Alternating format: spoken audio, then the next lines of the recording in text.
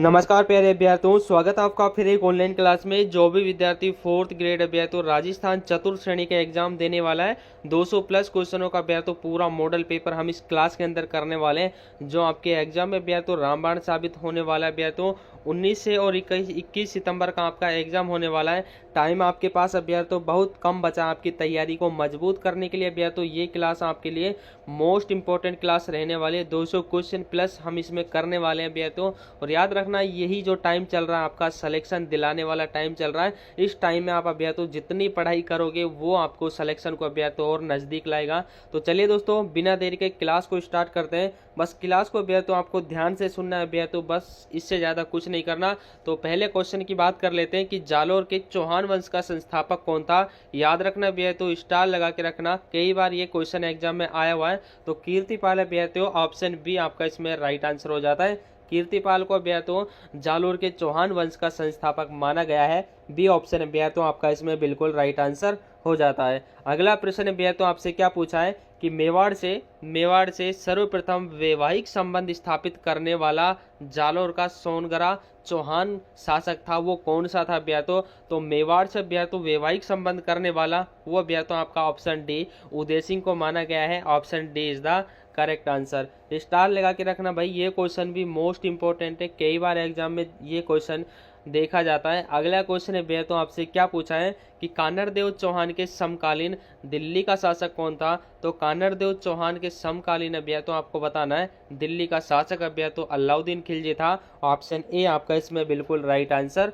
हो जाता है। बात कर लेते हैं प्यारे अभ्या तो अगले क्वेश्चन की। अगला प्रश्न आपसे क्या पूछा है कि निम्नलिखित में से दक्षिण अरावली का दर्रा नहीं है। याद रखना भैया तो है और नहीं में आपको विशेष ध्यान रखना है। एग्जाम क्वेश्चन पेपर आपके हाथ में हो और क्वेश्चन भैया तो आपको पढ़ने हैं, तो है और नहीं में आपको विशेष ध्यान रखना है। यहाँ से विद्यार्थी गलती करते हैं भैया तो क्वेश्चन को जल्दी पढ़कर टिक लगाते हैं, लेकिन है और नहीं में आपको फर्क देखना है। तो आपको बताना है कि दक्षिण अरावली का दर्रा नहीं है, वो आपको बताना है। देवारी दर्रा भैया तो ये भी दक्षिण अरावली का दर्रा है। कामली घाट भैया तो ये भी एक दक्षिण अरावली का ही दर्रा है। और हाथी दर्रा भी एक अभ्या तो दक्षिण अरावली का दर्रा है। लेकिन आपका जो बर दर्रा है ये दक्षिण अरावली का दर्रा नहीं है, यानी कि सी ऑप्शन आपका इसमें राइट आंसर हो जाता है। और जितने क्लास को देख रहे हैं भैया तो सभी को लाइक कर देना है। इतने स्टूडेंट क्लास को देख रहे हैं भाई, लाइक किसी ने नहीं किया, लाइक कर दीजिएगा एक बार सब। अगला क्वेश्चन आपसे क्या पूछा है कि सिरोही में स्थित तीव्र ढाल वाली पहाड़ियों को क्या कहते हैं। तो सिरोही में स्थित जो तीव्र ढाल वाली पहाड़ियां उनको स्थानीय भाषा में क्या कहा जाता है। स्टार लगा के रखना भाई, ये क्वेश्चन भी राजस्थान लेवल के हर एग्जाम में देखा जाता है। तो भाकर अभ्या तो उनको कहा जाता है। ऑप्शन ए आपका इसमें राइट आंसर हो जाता है। अगले क्वेश्चन की बात कर लेते हैं अभ्यर्थियों। अगला प्रश्न आपसे क्या पूछा है कि क्षेत्रफल की दृष्टि से राजस्थान का सबसे छोटा भौतिक प्रदेश कौन सा है। मोस्ट इंपॉर्टेंट प्रश्न है भैया तो सबसे छोटा भौतिक प्रदेश आपको बताना है। तो हाड़ौती का जो पठार है भैया तो ये क्षेत्रफल की दृष्टि से सबसे छोटा भाग माना जाता है। ऑप्शन डी भैया तो आपका इसमें राइट आंसर हो जाता है। अगला क्वेश्चन है भैया तो आपकी स्क्रीन के सामने कि राजस्थान के भौतिक प्रदेशों का सर्वप्रथम वर्गीकरण किसने किया था।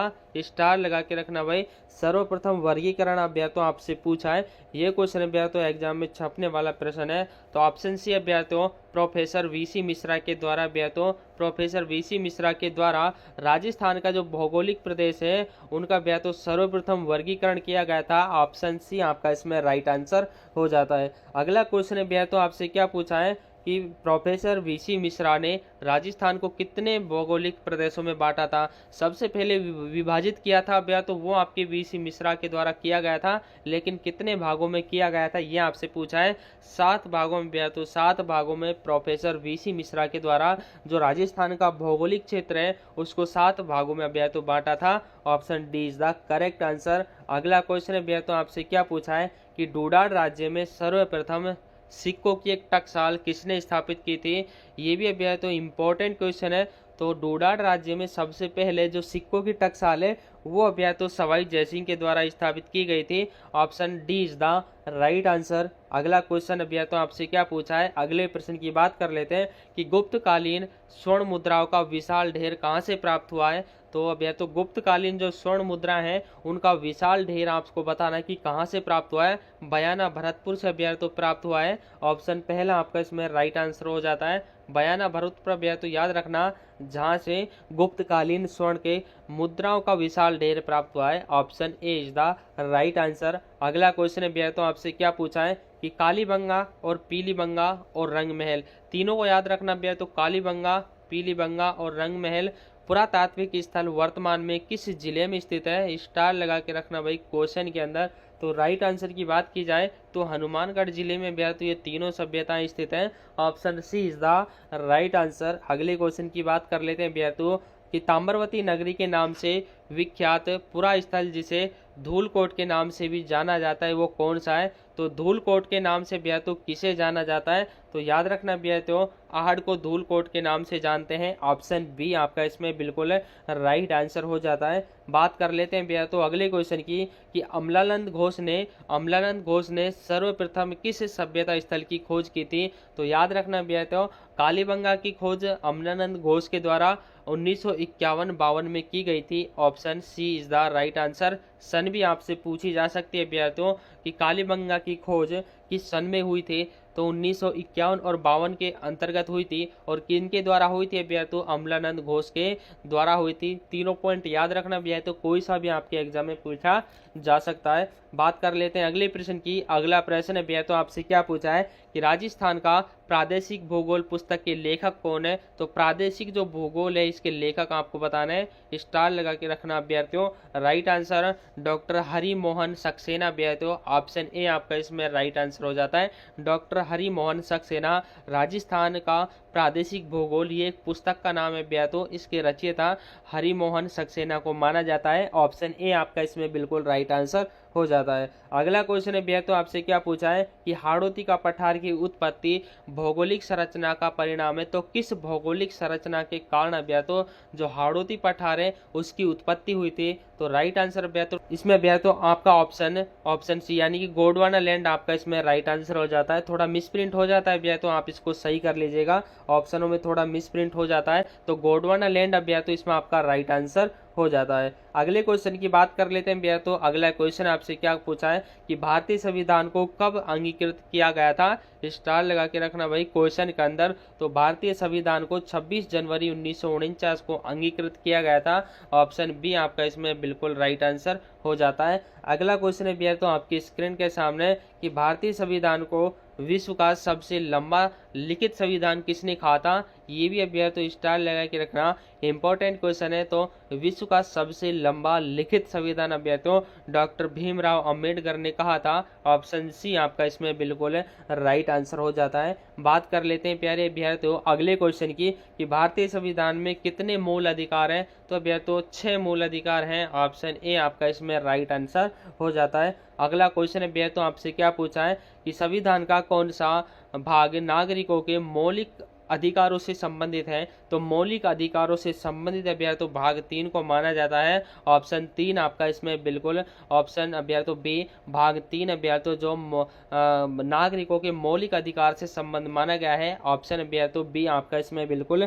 राइट आंसर हो जाता है। अगला क्वेश्चन अभ्यास तो आपसे क्या पूछा है कि भारत का संविधान किस प्रकार का है। तो भारत का जो संविधान है वो आंशिक रूप से कठोर, आंशिक रूप से लचीला है। ऑप्शन अभ्यास तो सी आपका इसमें राइट आंसर हो जाता है। ऑप्शन सी को याद रखना भैया। तो अगले क्वेश्चन की बात कर लेते हैं। अगला प्रश्न आपको इस क्लास के अंदर भैया तो हर अभ्यास तो जो भी आपका एग्जाम आने वाला है भैया तो उससे रिलेटेड जो भी आपका भैया तो एग्जाम पैटर्न आने वाला है भारतीय संविधान राजस्थान का भैया तो और भैया तो राजस्थान की हिस्ट्री कल्चर पॉलिटिकल भैया तो हिंदी सारी क्वेश्चन आपको इस क्लास में देखने को मिलेंगे। बस क्लास को एंड तक जरूर देख लेना भैया। तो अगले क्वेश्चन की बात कर लेते हैं भैया। तो अगला प्रश्न आपसे क्या पूछा है कि संविधान सभा से स्थायी अध्यक्ष कौन थे। तो संविधान सभा के जो स्थायी अध्यक्ष है वो भैया तो डॉक्टर राजेंद्र प्रसाद को माना जाता है। ऑप्शन सी आपका इसमें बिल्कुल राइट आंसर हो जाता है। अगला क्वेश्चन है भैया तो अगले क्वेश्चन की बात कर लेते हैं कि हाड़ौती के पठार की उत्पत्ति किस काल में हुई है।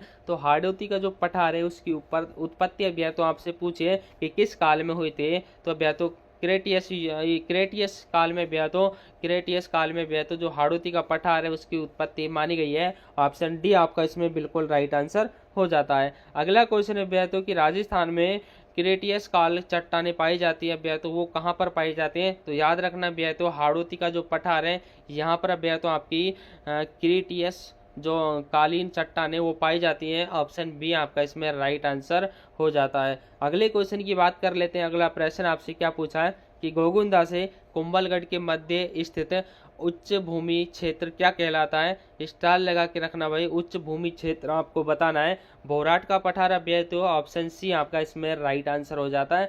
जो अभ्यास तो गोगुंदा और कुंभलगढ़ के मध्य स्थित उच्च भूमि है, जो अभ्यास तो भोराट का पठार से संबंधित है। ऑप्शन सी आपका इसमें राइट आंसर। अगले क्वेश्चन की बात कर लेते हैं भैया। तो अगला प्रश्न आपसे क्या पूछा है कि सेम की समस्या का निवारण के लिए किस वृक्ष का रोपण किया जाता है? तो किस वृक्ष का अभ्यास तो रोपण किया जाता है? ऑप्शन ए अभ्यास यानी कि यूकेलियट्स अभ्यास, तो यूकेलियट्स जो वृक्ष है उसके अभ्यास वो लगाया जाता है सेम की समस्या के लिए। अगले क्वेश्चन की बात कर लेते हैं भैया। तो अगला प्रश्न आपसे क्या पूछा है कि राजस्थान के मरुस्थल को किस नाम से जाना जाता है? तो भैया तो थार का मरुस्थल के नाम से जाना जाता है। ऑप्शन ए आपका इसमें राइट आंसर हो जाता है। अगला प्रश्न भैया तो आपसे क्या पूछा है कि पवन की दिशा के समकोण पर बनने वाला बालू का स्तूप कौन सा है? तो पवन की दिशा के समकोण पर बनने वाला बालू का स्तूप, स्टार लगा के रखना भाई, क्वेश्चन इंपॉर्टेंट है, मोस्ट इंपॉर्टेंट क्वेश्चन है भैया। तो राइट आंसर ऑप्शन सी हो जाता है। अनुप्रस्थ अभ्यास तो जो अभ्यास तो पवन की दिशा के समकोण पर बनते हैं वो अभ्यास तो अनुप्रस्थ बालू का स्तूप कहलाते हैं। ऑप्शन सी आपका इसमें राइट आंसर हो जाता है। अगले क्वेश्चन की बात कर लेते हैं भैया। तो अगला प्रश्न आपसे क्या पूछा है कि निम्नलिखित में से कौन सा एक अरावली का उच्चतम शिखर है? तो अरावली का उच्चतम शिखर आपको बताना है। तो अचलगढ़ अभ्यास तो जो अरावली का उच्चतम शिखर है, इन चारों में से अभ्यास तो ऑप्शन डी आपका इसमें बिल्कुल राइट आंसर हो जाता है। अगले क्वेश्चन की बात कर लेते हैं। अगला प्रश्न आपसे क्या पूछा है कि संतों का शिखर से संबंधित है। तो संतों का शिखर अभ्यास तो किसे कहा जाता है? गुरु शिखर को संतों का शिखर कहा जाता है। Option B is the right answer. अगला क्वेश्चन आपसे क्या पूछा है कि भारत को धर्मनिरपेक्ष शब्द किस संशोधन द्वारा जोड़ा गया था? तो भारत को जो धर्मनिरपेक्ष शब्द है वो अभ्यास तो 42वां संविधान संशोधन के द्वारा जोड़ा गया था। ऑप्शन ए आपका इसमें राइट आंसर हो जाता है। स्टार लगा के रखना भाई, क्वेश्चन रामबाण साबित होने वाले कि लसाड़िया का पठार राजस्थान के किस जिले में स्थित है? तो लसाड़िया का पठार अभ्यास तो ऑप्शन सी उदयपुर में अभ्यास तो लसाड़िया का पठार स्थित है। लाइक सभी को करना है, इतने बच्चे क्लास को देख रहे हैं भाई, लाइक किसी ने नहीं किया है, एक बार सभी लाइक कर दीजिएगा। अगले क्वेश्चन की बात कर लेते हैं। अगला प्रश्न आपसे क्या पूछा है कि लाठी सीरीज क्या है? तो लाठी सीरीज की बात आती है तो अब या तो भूमिगत जल पट्टी कहलाती है। ऑप्शन ए आपका इसमें राइट आंसर हो जाता है। बस क्लास को अब या तो ध्यान से सुनना आपको, इससे ज़्यादा आपको कुछ नहीं करना है। अगला प्रश्न कि पश्चिमी राजस्थान में खारे पानी की झीलों के लिए कौन सी चट्टानें उत्तरदायी हैं? तो अब या तो खारे पानी की जो झीलें हैं उनके लिए आप या तो आपके माइकोसिस्ट चट्टानें वो अब या तो उत्तरदायी होती हैं। ऑप्शन पहला आपका इसमें राइट आंसर हो जाता है। अगला क्वेश्चन है भैया तो आपसे क्या पूछा है, अगले क्वेश्चन की बात कर लेते हैं कि निम्नलिखित में से जिलों का सही युग्म कुवड़ पट्टी से संबंधित है। तो कुवड़ पट्टी भैया तो कौन से जिले में पाई जाती है? स्टार लगा के रखना, क्योंकि ये क्वेश्चन राजस्थान के हर एग्जाम में देखा जाता है। तो जोधपुर, इसमें आपका राइट आंसर है भैया तो नागौर और बीकानेर हो जाता है। नागौर और बीकानेर भैया तो जहाँ पर कुवड़ पट्टियाँ देखी जाती हैं। ऑप्शन है भैया तो बी आपका इसमें बिल्कुल राइट आंसर हो जाता है। अगले क्वेश्चन की बात करते हैं भैया तो कि उत्तरी अरावली की सर्वोच्च चोटी कौन सी है? तो उत्तरी अरावली की आपको बतानी है कि सर्वोच्च चोटी रघुनाथगढ़ भैया तो उत्तरी अरावली की सर्वोच्च चोटी मानी जाती है। ऑप्शन ए आपका इसमें बिल्कुल है राइट आंसर हो जाता है। बात कर लेते हैं भैया तो अगले प्रश्न की। अगला प्रश्न है भैया तो आपसे क्या पूछा है कि जुलाई 2025 में राजस्थान में वर्षा सामान्य से कितने प्रतिशत अधिक हुई जिससे बाढ़ जैसे हालात बने? ये अभ्यास तो करंट अफेयर का क्वेश्चन है और रामबाण साबित होने वाला है। तो 126% अभ्यास तो ऑप्शन डी आपका इसमें बिल्कुल राइट आंसर हो जाता है। अगला क्वेश्चन अभ्यास तो आपसे क्या पूछा है कि राजस्थान में कौन सी जलवायु नहीं पाई जाती? तो राजस्थान में अभ्यास तो ध्रुवीय जलवायु नहीं पाई जाती। बाकी अभ्यास तो आर्द्र, उष्ण और अभ्यास तो अर्ध शुष्क, ये तीनों जलवायु पाई जाती हैं। तीनों को याद रखना अभ्यास तो ध्रुवीय कोई जलवायु अपने राजस्थान में नहीं पाई जाती। अगला क्वेश्चन अभ्यास तो आपसे क्या पूछा है कि राजस्थान में अति आर्द्र जलवायु वाला जिला कौन सा है। तो अति आर्द्र जलवायु वाला जिला आपको बताना है भैया तो झालावाड़ भैया तो जो अति आर्द्र जलवायु की श्रेणी में आता है, यानी कि जहाँ से भैया तो 80 सेंटीमीटर से भैया तो 120 सेंटीमीटर तक वर्षा होती है, यानी कि बहुत ज़्यादा वर्षा जहाँ होती है वो अति आर्द्र की जलवायु की श्रेणी में आता है। तो झालावाड़ में भैया तो इतनी वर्षा होती है, तो इसलिए भैया तो जो झालावाड़ जिला है वो आपकी अति आर्द्र की श्रेणी में आता है। अगला क्वेश्चन आपसे क्या पूछा है कि राजस्थान में अधिकांश वर्षा किन पवनों से होती है। ये क्वेश्चन भी भैया तो आपके लिए मोस्ट इंपॉर्टेंट क्वेश्चन है। तो राजस्थान में भैया तो दक्षिणी पश्चिम मानसून के द्वारा सर्वाधिक वर्षा होती है। ऑप्शन सी आपका इसमें राइट आंसर हो जाता है। अगले क्वेश्चन की बात कर लेते हैं। अगला प्रश्न आपसे क्या पूछा है कि राजस्थान के कितने आंगनवाड़ी केंद्रों में अभी तो नेट्री बार जो पायलट प्रोजेक्ट की शुरुआत की गई थी वो अभी तो आपको बताना है। ये भी अभी तो करंट अफेयर से रिलेटेड स्टार लगा के रखना।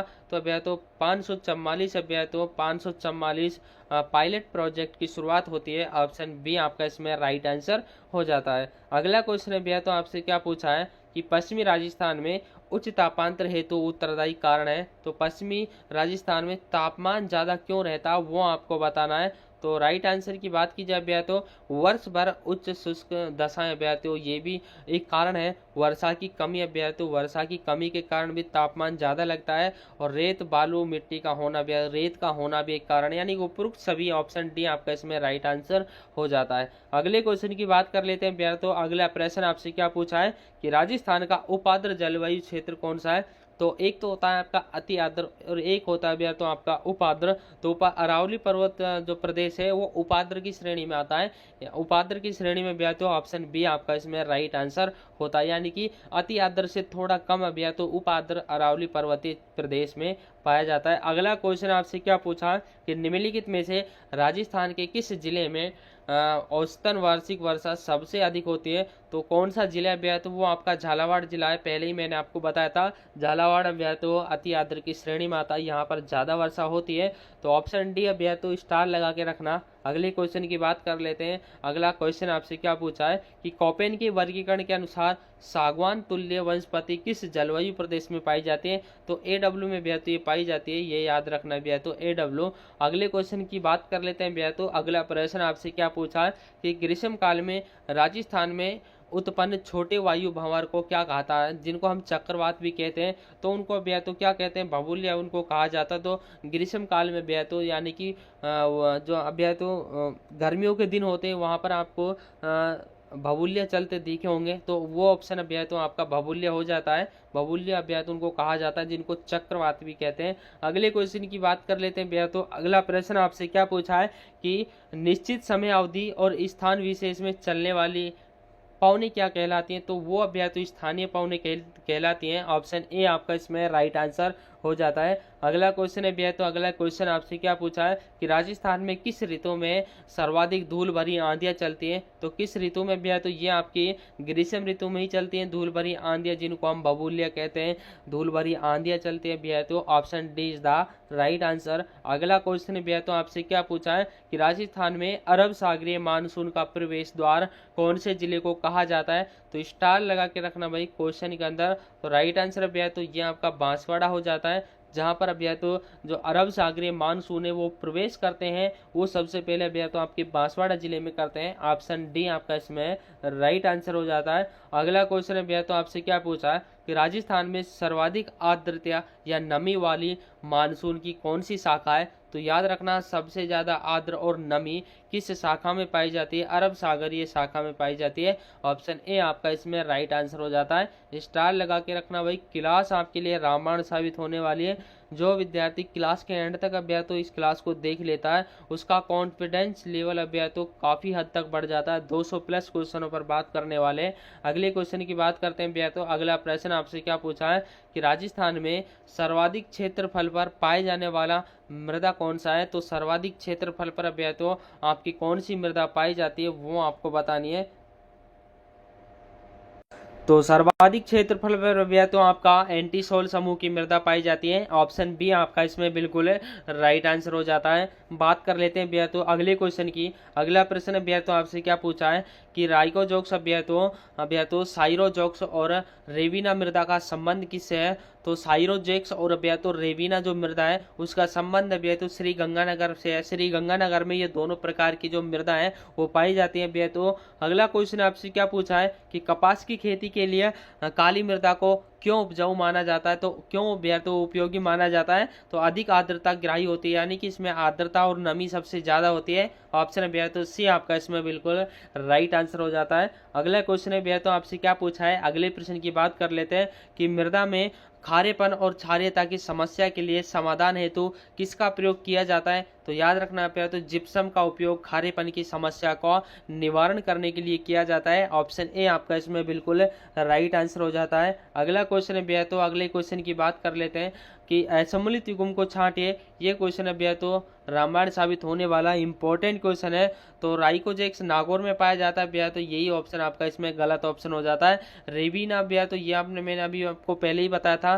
तो रेवेरिना है वो आपके श्री गंगानगर में पाया जाता है। जिप्सी फेरस भैया तो बीकानेर में पाया जाता है और केल्सी ब्राउन जैसलमेर और बीकानेर में पाया जाता है। ये तीनों ऑप्शन याद रखना भैया। तो ये यहाँ से आपका जो मिट्टियों से संबंधित क्वेश्चन है वो आने वाला है भैया तो वो आपका बाहर नहीं जाने वाला। अगले क्वेश्चन है भैया तो आपसे क्या पूछा है। अगले प्रश्न की बात कर लेते हैं कि राजस्थान में बनास बेसिन में किस मृदा का विस्तार पाया जाता है। तो किस मृदा का विस्तार भैया तो पाया जाता है। तो भूरी मृदा का जो विस्तार है वो पाया जाता है। अगली क्वेश्चन की बात कर लेते हैं भैया तो कि किस खनिज द्वारा मिट्टी की अम्लीयता को समाप्त किया जा सकता है। तो ऑप्शन बी है भैया तो चूना के द्वारा भैया तो चूना के द्वारा अम्लीयता को समाप्त किया जा सकता है। ऑप्शन बी आपका इसमें राइट आंसर। अगला क्वेश्चन आपकी स्क्रीन के सामने है कि निम्नलिखित में से किस स्थान पर भैया तो इन सेफ्टी सॉल्स मृदा पाई जाती है। तो इन सेफ्टी सॉल्स मृदा भैया तो ऑप्शन बी बूंदी क्षेत्र में पाई जाती है, बूंदी जिले में पाई जाती है। अगले क्वेश्चन की बात करते हैं भैया तो अगला प्रश्न आपसे क्या पूछा है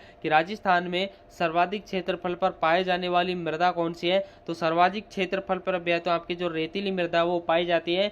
option D is the right answer. अगला क्वेश्चन भैया तो आपसे क्या पूछा है कि मिट्टी की लवणता व क्षारीयता को कम करने के लिए निम्नलिखित में से किसका उपयोग किया जाता है। जिप्सम का उपयोग, ये अभी मैंने आपको बताया था। अगला क्वेश्चन है भैया तो आपसे क्या पूछा है कि राज्य के किस भाग में एंटीसोल मृदा पाई जाती है। तो अब भैया तो एंटीसोल मृदा भैया तो पश्चिमी भाग में पाई जाती है। इस तरह की क्वेश्चन भैया तो सेम आपको एग्जाम में देखने को मिलने वाले हैं। अगले क्वेश्चन की बात कर लेते हैं। अगला प्रश्न आपसे क्या पूछा है कि राजस्थान की सर्वाधिक उपजाऊ मिट्टी कौन सी है। तो सर्वाधिक उपजाऊ मिट्टी भैया तो आपकी जलोढ़ मिट्टी है। ऑप्शन सी आपका इसमें बिल्कुल राइट आंसर हो जाता है। अगला क्वेश्चन है भैया तो आपसे क्या पूछा है कि निम्नलिखित में से कौन सा एक कारण मृदा अपरदन का कारण नहीं है। तो याद रखना भैया तो वायु अपरदन ये भी एक मृदा अपरदन का कारण है। जलीय अपरदन ये भी भैया तो एक कारण है। जंगल का कटना ये भी भैया तो मिट्टी का कटना एक कारण है भैया तो। और वृक्षरोपण है भैया तो वृक्षरोपण ये भैया तो एक कारण नहीं है मृदा अपरदन का। ये भैया तो मृदापन को रोकता है, यानी कि जितने आप पेड़ पौधे लगाओगे मिट्टी का कटाव सबसे कम होगा।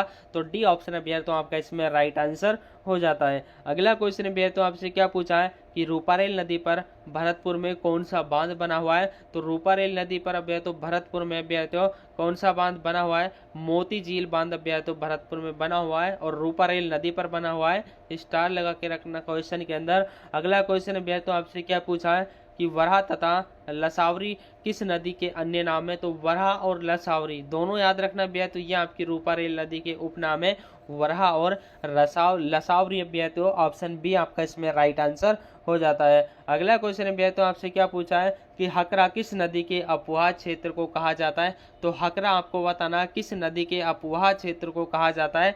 घग्गर के अपवाह क्षेत्र को भैया तो हकरा कहा जाता है। स्टार लगा के रखना भाई क्वेश्चन के अंदर। बात कर लेते हैं भैया तो अगले क्वेश्चन की। अगला क्वेश्चन भैया तो आपसे क्या पूछा है कि निम्नलिखित में से कौन सी परियोजना सोम नदी से संबंधित नहीं है, वो आपको बताना है। अनास परियोजना भैया तो जो सोम नदी से संबंधित नहीं है। भीखाबाई सागरवाड़ा परियोजना ये भी एक सोम नदी से संबंधित परियोजना है। सोम कमला अम्बा परियोजना भैया तो ये भी सोम नदी से संबंधित परियोजना है। सोम कादर परियोजना भैया तो ये भी एक सोम नदी से संबंधित परियोजना है। तीनों को याद रखना, स्टार लगा के रखना भैया तो क्वेश्चन मोस्ट इंपॉर्टेंट है, कोई सी भी परियोजना भैया तो आपसे पूछी जा सकती है। अगले क्वेश्चन की बात कर लेते हैं भैया। तो अगला प्रश्न आपसे पूछा है कि राजस्थान का सबसे छोटा अपोहा तंत्र कौन सा है? तो राजस्थान का सबसे छोटा अपोहा तंत्र अरब सागरीय है। ऑप्शन बी आपका इसमें राइट आंसर हो जाता है। अगला क्वेश्चन है भैया तो आपसे क्या पूछा है कि झाडोल जो उदयपुर में स्थित है, झाडोल में अरावली की पहाड़ियों से अरब सागरीय अपोहा तंत्र की कौन सी नदी का उद्गम होता है? तो कौन सी नदी का उद्गम भैया तो होता है? साबरमती नदी का उद्गम भैया तो होता है। स्टार लगा के रखना। उद्गम अभ्याय तो राजस्थान में जो अफवाह तंत्र है, नदियों जहां से निकलती है, वो स्थान आपसे पूछा जाएगा। मैं फिर बता रहा हूँ भैया तो टॉपिक इंपॉर्टेंट है, पढ़ के जाना भैया। तो अगला क्वेश्चन कि माही नदी की लंबाई राजस्थान में कितनी है? तो माही नदी की राजस्थान में लंबाई अभ्याय तो कितनी हो जाती है? 171 अभ्याय तो 171 किलोमीटर हो जाती है। ऑप्शन सी आपका इसमें राइट आंसर हो जाता है। अगला क्वेश्चन है भैया तो कि कौन सी नदी डूंगरपुर और बांसवाड़ा जिलों के बीच सीमा बनाती है? तो कौन सी नदी है भैया तो वो आपकी माही नदी है। ऑप्शन सी आपका इसमें राइट आंसर हो जाता है। अगला क्वेश्चन है भैया तो आपसे क्या पूछा है कि हतमती भैया तो हतमती, वेतरक, सेई, वाकल, चारों को याद रखना भैया तो हतमती, वेतरक, सेई और वाकल आदि किस मुख्य नदी की सहायक नदियां हैं? तो किसकी भैया तो ये चारों नदियां सहायक नदियां हैं? तो अब भैया तो साबरमती की ये चारों सहायक नदियां हैं, हतमती, वेतरक, सेई और वाकल। याद रखना भैया तो सहायक नदियों से आपका क्वेश्चन 100% आने वाला है। अगला क्वेश्चन है भैया तो आपसे क्या पूछा है कि किस बांध या परियोजना का संबंध माही नदी से नहीं है? किस बांध या परियोजना का संबंध माही नदी से नहीं है वो आपको बताना है। तो राइट आंसर है भैया तो सोम कादर परियोजना का संबंध नहीं है। ये भैया तो सोम नदी से संबंधित ये परियोजना है। लेकिन भीकाबाई सागरवाड़ा परियोजना ये भैया तो माही नदी से, कनाडा बांध माही नदी से, और माही बजाज सागर परियोजना ये भी भैया तो आपके माही नदी से है। तो इस तरह के क्वेश्चन भैया तो आपके लिए इंपॉर्टेंट होते हैं, क्योंकि इस तरह के क्वेश्चनों से आपके 3 से 4 क्वेश्चन भैया तो इजीली हल हो जाते हैं। तो याद रखना भैया तो क्लास आपके लिए रामबाण साबित होने वाली है। लाइक अगर किसी ने अभी तक नहीं किया तो लाइक भैया तो आपको सभी को करना है। अगला प्रश्न आपसे पूछा है कि खारी नदी का उद्गम कहाँ से होता है? तो खारी नदी का उद्गम भैया तो आपको बताना है। यह भैया तो आपके बिजराल की पहाड़ी से होता है। ऑप्शन सी आपका इसमें राइट आंसर हो जाता है। अगला क्वेश्चन है भैया तो आपसे क्या पूछा है कि मेजा बांध किस जिले में है? तो मेजा बांध भैया तो किस जिले में बना हुआ है? स्टार लगा के रखना मेजा बांध के बारे में। ऑप्शन डी है भैया तो भीलवाड़ा में आपका मेजा बांध बना हुआ है। Option D is the correct answer. अगले क्वेश्चन की बात कर लेते हैं कि पांचना बांध किस जिले में बना हुआ है? तो पांचना बांध की बात आती है भैया तो वो आपके करौली जिले में बना हुआ है। करौली में भैया तो आपका जो पांचना बांध है वो बना हुआ है। अगला क्वेश्चन है भैया तो आपसे क्या पूछा है कि काली सिंध नदी राजस्थान में प्रवेश करती है, वो कहाँ से करते हैं भैया तो झालावाड़ से भैया तो काली सिंध नदी प्रवेश करती है। ऑप्शन ए आपका इसमें बिल्कुल राइट आंसर हो जाता है। अगला क्वेश्चन है भैया तो आपसे क्या पूछा है कि कौन सी नदी झुंझुनू को 2 भागों में बांटती है? तो झुंझुनू जो जिला है उसके बीचों बीच भैया तो एक नदी जाती है जिसको कांतली नदी कहते हैं। ये भैया तो झुंझुनू को 2 भागों में डिवाइड कर देती है। ऑप्शन सी आपका इसमें राइट आंसर हो जाता है। अगला प्रश्न है भैया तो कि चंबल नदी पर राजस्थान में स्थित बांध कितने हैं? तो कितने बांध भैया तो चंबल नदी पर बने हुए हैं? तो 3 बांध भैया तो चंबल नदी पर राजस्थान में बने हुए हैं। अगला क्वेश्चन भैया तो आपसे क्या पूछा है कि चूलिया जलप्रपात किस नदी पर बना हुआ है? तो चूलिया जलप्रपात भैया तो चंबल नदी पर बना हुआ है। ऑप्शन सी भैया तो आपका इसमें बिल्कुल राइट आंसर हो जाता है। अगला क्वेश्चन की पांचना सिंचाई परियोजना किस जिले की है? अभी बताता है भैया तो ये आपके करौली जिले की है। अगले क्वेश्चन की बात करते हैं भैया तो अगला प्रश्न आपसे क्या पूछा है कि निम्नलिखित में से किस आखेट निषेध क्षेत्र में प्रवासी पक्षी क्रुंजा आते हैं? तो क्रुंजा भैया तो ये आपके सौरसेन भैया तो सौरसेन से आते हैं। ऑप्शन ए आपका इसमें राइट आंसर हो जाता है। अगला क्वेश्चन भैया तो आपसे क्या पूछा है कि निम्नलिखित में से क्षेत्रफल की दृष्टि से सबसे बड़ा कंजर्वेशन रिजर्व कौन सा है? तो सबसे बड़ा कंजर्वेशन रिजर्व भैया तो आपका बताना है शाकंभरी भैया तो ऑप्शन डी आपका इसमें राइट आंसर हो जाता है। अगला क्वेश्चन भैया तो आपकी स्क्रीन के सामने कि राजस्थान में प्रथम जंतुवाल्य की स्थापना कब होती है? तो राजस्थान में प्रथम जंतुवाल्य की स्थापना आपको बतानी है तो वर्ष 1876 में और जयपुर में होती है। ऑप्शन बी आपका इसमें राइट आंसर हो जाता है। स्टार लगा के रखना भाई, क्वेश्चन ये इंपॉर्टेंट है। अगले क्वेश्चन की बात कर लेते हैं। अगला प्रश्न आपसे क्या पूछा है कि उम्मेदगंज पक्षी विहार कंजर्वेशन रिजर्व कौन से जिले में है? तो याद रखना भैया तो उम्मेदगंज पक्षी विहार कंजर्वेशन रिजर्व कौन से जिले में? ये भैया तो आपके कोटा जिले में है। रामबाण क्वेश्चन होने वाला है कोटा जिला भैया तो याद रखना, जहां पर उम्मेदगंज पक्षी विहार कंजर्वेशन स्थित है। अगले क्वेश्चन की बात कर लेते हैं। अगला प्रश्न के भैया तो पाइथन पॉइंट किस राष्ट्रीय उद्यान में स्थित है? तो पाइथन पॉइंट की बात आती वो अभ्यास तो आपके केवलादेव में स्थित है। ऑप्शन ए आपका इसमें राइट आंसर हो जाता है। केवलादेव में आपका जो अभ्यास तो पाइथन पॉइंट है केवलादेव में स्थित है। ऑप्शन ए आपका इसमें राइट आंसर हो जाता है। अगला क्वेश्चन भैया तो आपसे क्या पूछा है कि केवलादेव घना पक्षी विहार को रामसर साइट का दर्जा कब दिया गया था? तो रामसर साइट का दर्जा भैया तो वर्ष 1983 में दिया गया था। ऑप्शन डी भैया तो स्टार लगा के रखना क्वेश्चन के अंदर। क्वेश्चन भैया तो रामायण साबित होने वाला है। अगला प्रश्न भैया तो आपसे क्या पूछा है कि किस वृक्ष को राजस्थान का कल्प वृक्ष कहा जाता है? तो कल्प वृक्ष की श्रेणी में भैया तो आपका खेजड़ी वृक्ष रखा जाता है। ऑप्शन डी आपका इसमें राइट आंसर। अगला क्वेश्चन भैया तो आपसे क्या पूछा है कि भैया तो भीमचोरी मंदिर किस राष्ट्रीय उद्यान में स्थित है? तो भीमचोरी का मंदिर है भैया तो वो आपका Mukundra hills. Option D is the right answer. Mukundra hills में आपका भीमचोरी मंदिर स्थित है। एग्जाम में छपने वाला प्रश्न है भैया तो अगला क्वेश्चन आपसे पूछा है कि राजस्थान में कितने रामसर साइट है? स्टार लगा के रखना, ये क्वेश्चन रामबाण साबित होने वाला है।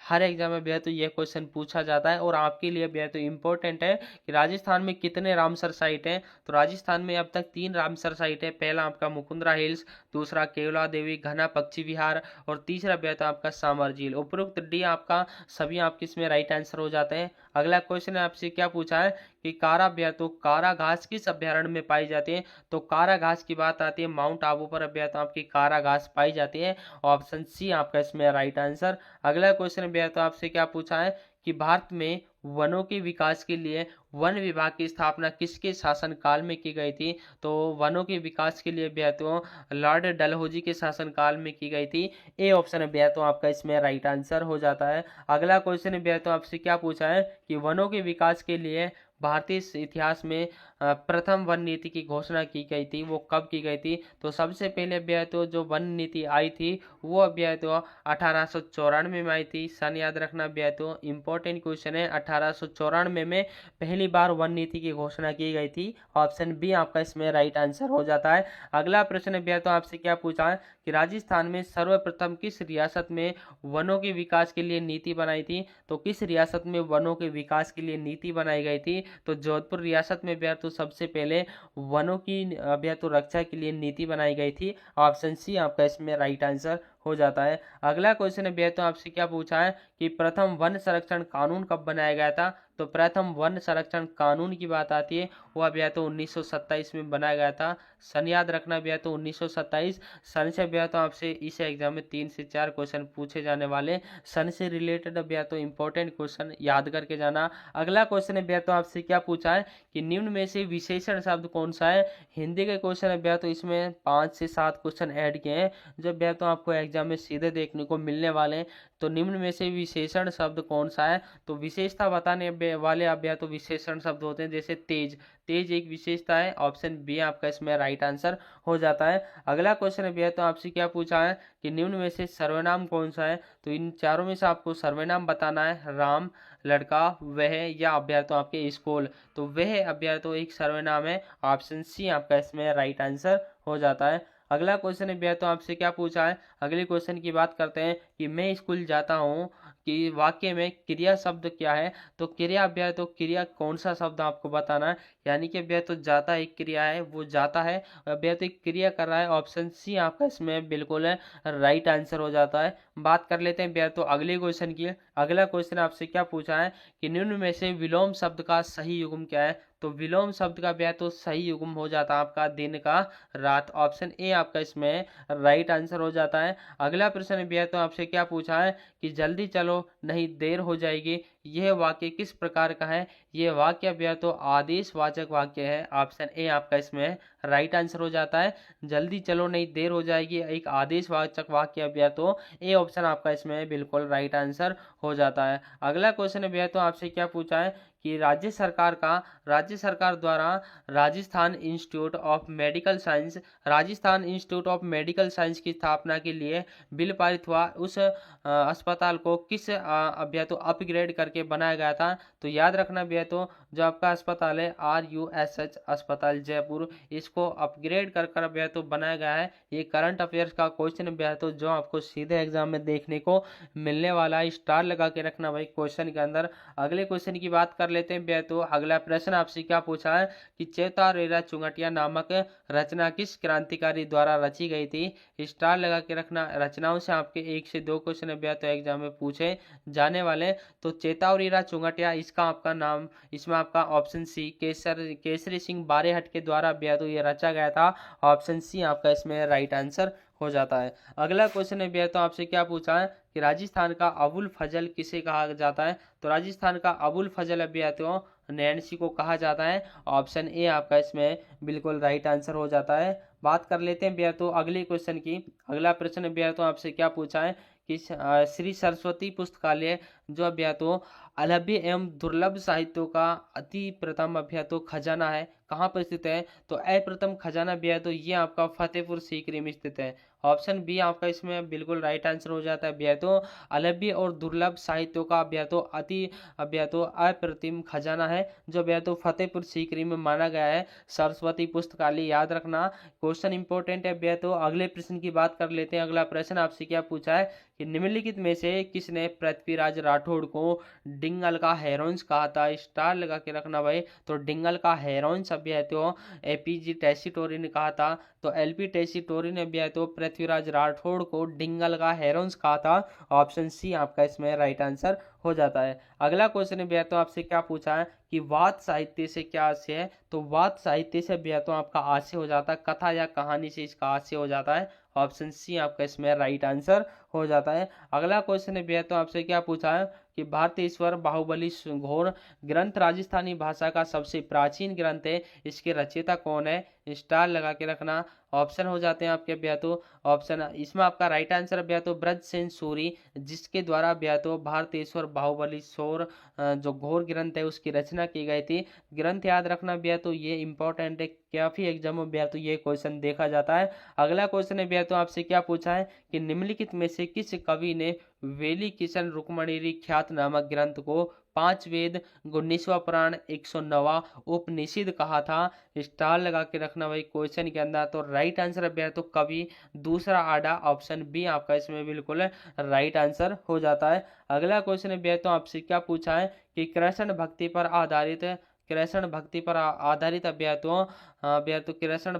आधारित तेरे रंग नामक ग्रंथ की रचना किसने की। तो तेरे रंग नामक ग्रंथ की रचना भैया तो महाराव बुद्ध सिंह के द्वारा की गई थी। ऑप्शन बी आपका इसमें बिल्कुल राइट आंसर हो जाता है। बात कर लेते हैं भैया तो अगले क्वेश्चन की। अगला प्रश्न भैया तो आपसे क्या पूछा है कि निम्नलिखित में से कौन से नाटक की रचना शिवचंद्र भरतिया द्वारा नहीं की गई है। तो कौन सा भैया तो पेपर वेट की रचना भैया तो शिवचंद्र भैया तो भरतिया द्वारा नहीं की गई, लेकिन है केसरी विलास, बुढ़ापा की सगाई और भैया तो फटाका जंगला, ये भैया तो जानजाला भैया तो ये तीनों की रचनाएं भैया तो शिवचंद्र भरतिया के द्वारा की गई थी। तीनों को याद रखना भैया तो कोई सा भी आपके एग्जाम में पूछा जा सकता है। अगला प्रश्न आपसे क्या पूछा है कि राजस्थानी साहित्य अकादमी उदयपुर द्वारा प्रकाशित मासिक पत्रिका कौन सी है। स्टार लगा के रखना भाई क्वेश्चन के अंदर। मधुमती, ऑप्शन सी आपका इसमें बिल्कुल राइट आंसर हो जाता है। अगले क्वेश्चन की बात कर लेते हैं भैया तो अगला प्रश्न आपसे क्या पूछा है कि शिव सिंह ने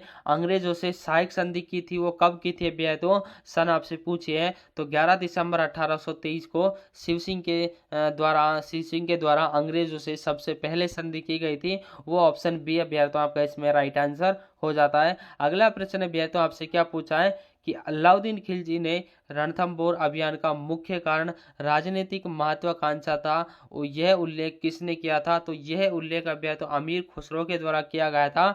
ऑप्शन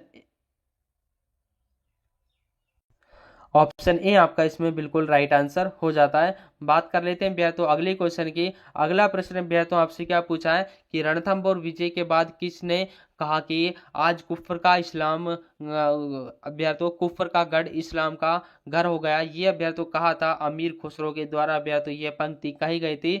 स्टार लगा के रखना। ऑप्शन बी आपका इसमें बिल्कुल राइट आंसर हो जाता है। अगला क्वेश्चन है भैया तो कि वह हाड़ा चौहान शासक जिसने जहांगीर ने राम राजा और बुलंद राय की उपाधि प्रदान की थी। तो अब तो राम राजा और बुलंद राय की उपाधि प्रदान की थी अभ्यर्थ, तो वो अभ्यर्थ राव रतन सिंह को प्रदान की थी। ऑप्शन ए आपका इसमें बिल्कुल राइट आंसर हो जाता, और ये जहांगीर के द्वारा अभ्यर्थों प्रदान की गई थी, याद रखना। अगला क्वेश्चन अभ्यर्थों आपसे क्या पूछा है कि प्रथम बार मराठों का राजपूत में हस्तक्षेप किस रियासत में हुआ था, तो कौन सी रियासत में सबसे पहले अभ्यर्थों राजपूत मराठा में हस्तक्षेप किया था, वो अभ्यर्थों आपकी बूंदी रियासत थी। ऑप्शन बी आपका इसमें बिल्कुल राइट आंसर हो जाता है। बात कर लेते हैं अगले प्रश्न की। अगला प्रश्न आपसे क्या पूछा है कि बूंदी के किस शासक के काल को चित्रकला का स्वर्णकाल माना जाता है, स्टार लगा के रखना। ये क्वेश्चन बेहतर हर एग्जाम में देखा जाता है। तो उम्मेद सिंह के काल को बेहतर बूंदी का जो चित्रकला था उनका स्वर्ण काल माना गया था, उम्मेद सिंह का काल। तो क्लास को बेहतर लाइक कर देना बेहतर सभी बच्चों को। क्लास को यहीं स्टॉप करते हैं। कितने क्वेश्चन बेहतर क्लास आपको कैसी लगी कमेंट में जरूर बताना है, और एक कमेंट आपको करना है बेहतर कि आप क्लास को कहाँ से देख रहे हो, लाइक सभी को करना है। मिलते हैं बेहतर एक नई क्लास में नए कंटेंट के साथ, तब तक के लिए जय हिंद साथियों।